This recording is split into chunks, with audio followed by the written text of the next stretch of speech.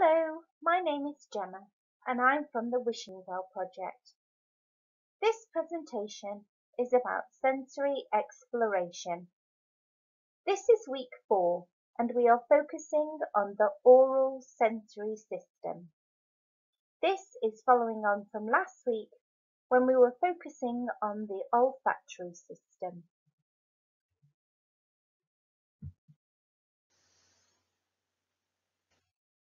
So just to recap so far, last week we were looking at the olfactory system, that is the sense of smell, and this week we're going to be focusing on the oral sensory system.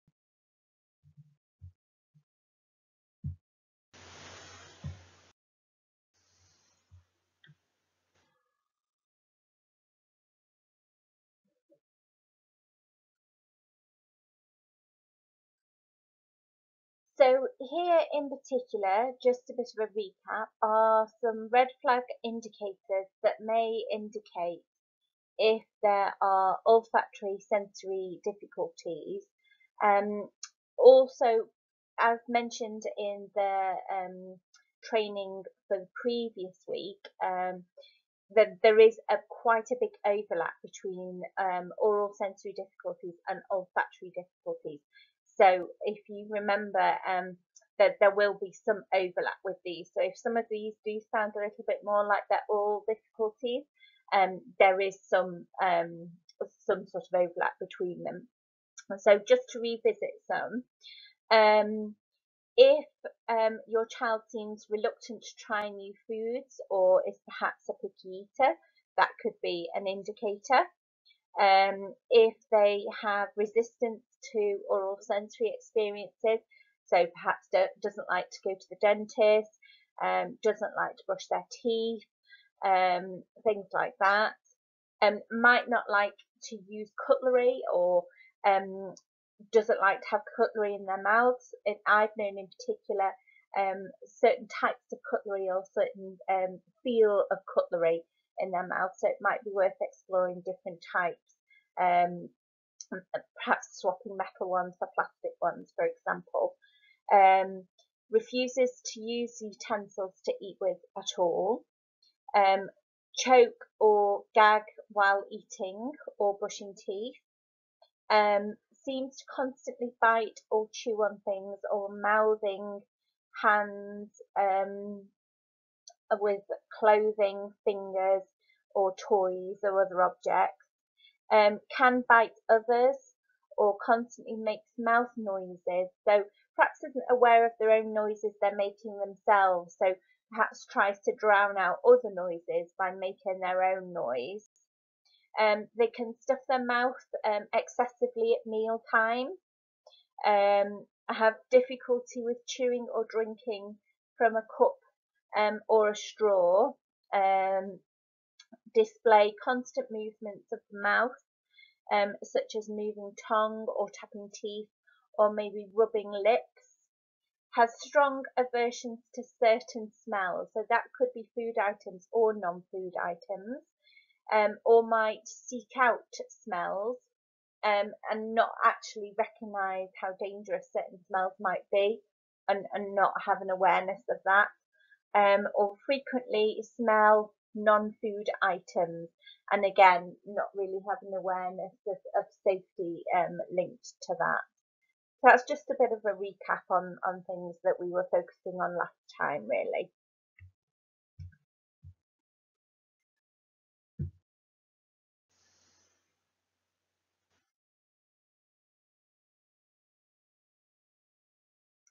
So let's move on to the oral sensory system and find out a little bit more about this.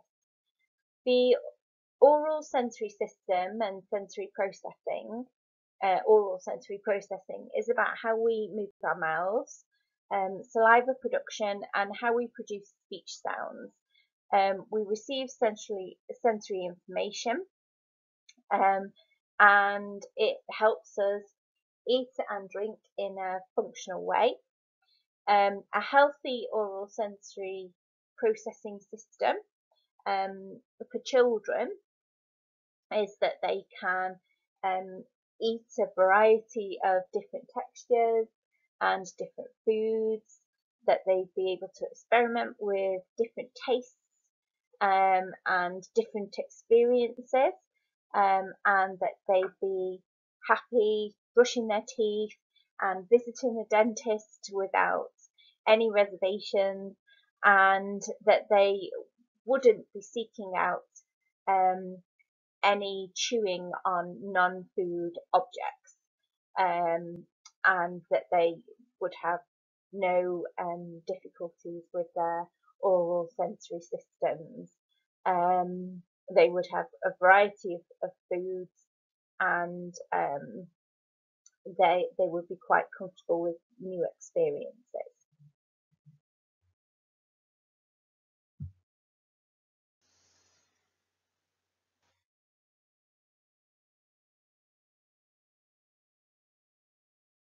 So problems that may occur with the oral sensory system may be if there is a hypersensitivity with the oral sensory system. So, for example, children may choke or may gag, um, or they may become picky eaters. They may have a limited diet. So, for example, you may have heard like a beige diet, for example, referred to, or you may have heard of young people only eating a limited amount of things, and they have to have certain foods at certain times. So that might have been something that you've heard of. Um, a young person may refuse to use cutlery to eat, as they dislike how a certain cutlery feels in their mouths. That could be about how it feels in their mouths, and to touch their teeth or to touch their tongue, for example. And you may find that children resist oral experiences, like visits to the dentist, for example, or it could be that they resist actually having their teeth attended to, brushing their teeth and those sort of experiences as well. So those are the sorts of things that could present with some difficulties.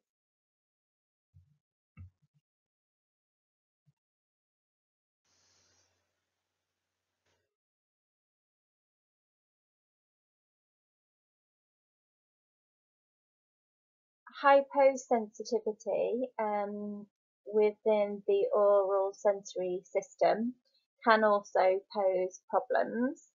So children or young people with hyposensitivity may bite or chew or mouth non-food objects. They may try to bite others. So these are people that are trying to seek more stimulus. So they may overstuff their mouths with food at meal times, not recognizing that it's actually full.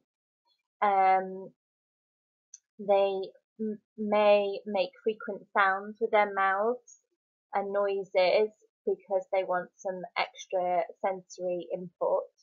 So particularly when they're in a big space, for example, they may make additional noises because they might enjoy the sound that that's making, um, and enjoy how it feels on their mouth. The difficulty with awareness and coordination, they may have difficulty with awareness and coordination of movement of their mouth. So when they're trying to chew or when they're trying to drink and they're trying to take something from a cup or use a straw, that might pose problems for them. They may also find that the hypersensitivity can affect their speech production. That could also cause problems for them.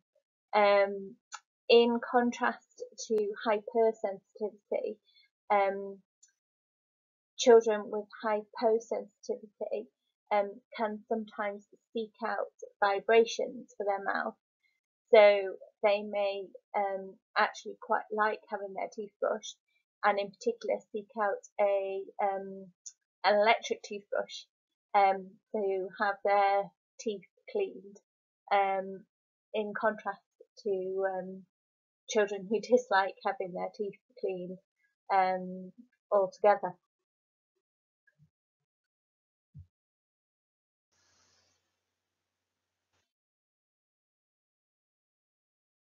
So as a quick reference guide, there is a cheat sheet here for oral avoiding and oral seeking behaviours.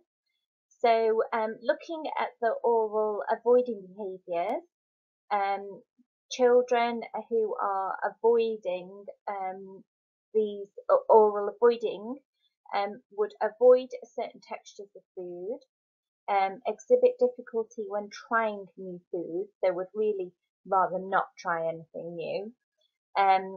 Gag, choke or drool often,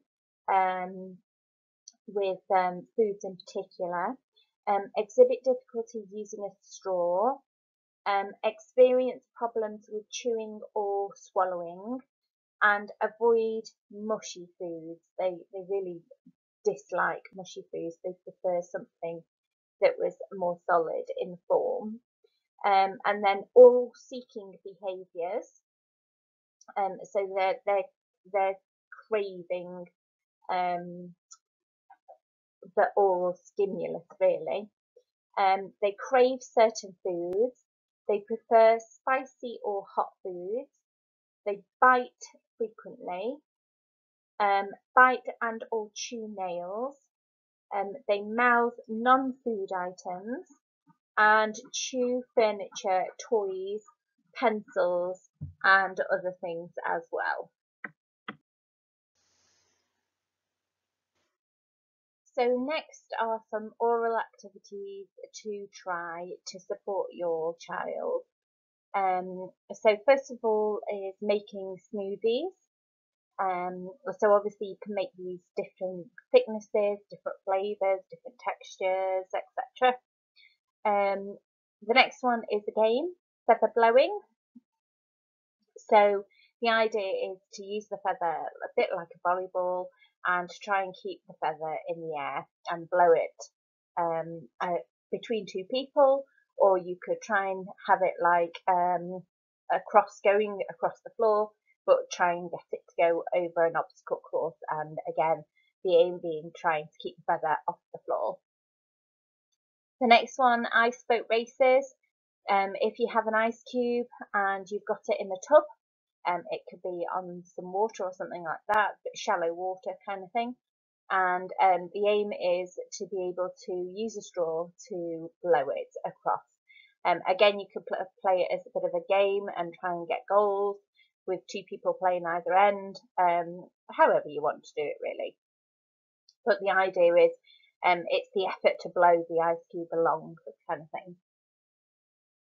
A taste test, so you could do it blindfolded if you want to, or hide the names of the different things. I've done this with crisps before now, and I've kind of partly agreed beforehand the sorts of flavours that I might include, and then it's not been a total shock to somebody. But then I put the crisps in front and covered the different types up, and then tried new flavours and things. So it was in negotiation with somebody who was trying new foods, because obviously it needs to be a collaborative thing that you're doing with somebody. Obviously you don't want to put somebody off new foods. You want to work with them. Blowing bubbles. So this could be either with a straw in a drink. You could have a special kind of straw. Or it could be those little pops of bubbles when you're blowing through the wand. Blowing whistles and other instruments, any sort of like party bag instruments are good instruments to have, although you might want to find a big open space where they could go and where a child could go and play it first. so your ears don't have to suffer. So playing taste guessing games, so similar to taste testing. Making an edible necklace. So when I've done this kind of activity before, I've used strawberry laces or something similar. You can get different flavours. And what I found is good for threading is like Cheerios or a cereal similar to that, because you can get lots and lots of them, and they're very sort of relatively cheap to have in, and obviously then the whole necklace can be eaten, and you can make necklaces and bracelets and whatever sort of jewellery you like really. But obviously if you want to go to town you could get it all made out of sweets or whatever you like. Chewing gum is a really good oral activity. Some young people will find that calming, some young people will find that stimulating. Same with hard candy. Um, Again, that could be calming or stimulating depending on the person. Drinking from a water bottle with a bite valve, that just means like one of those sort of sports lids. It takes more effort to sort of get the liquid through those. So it requires the child to sort of suck through. So that's quite sort of, it just takes them longer to get it. So if it's kind of, it's more, it requires more effort to do, so that can be quite good as an oral activity. Um, Eating applesauce or any other sort of textured sort of liquid through a straw is a good activity. So it doesn't have to be applesauce, it could be Angel Delight or anything like that. But if it's been eaten through a straw, i.e. sucked through it, that's a good oral activity. And use of chewy toys, so jewellery, which I'm sure lots of people are aware of, are a good thing to explore for oral activities.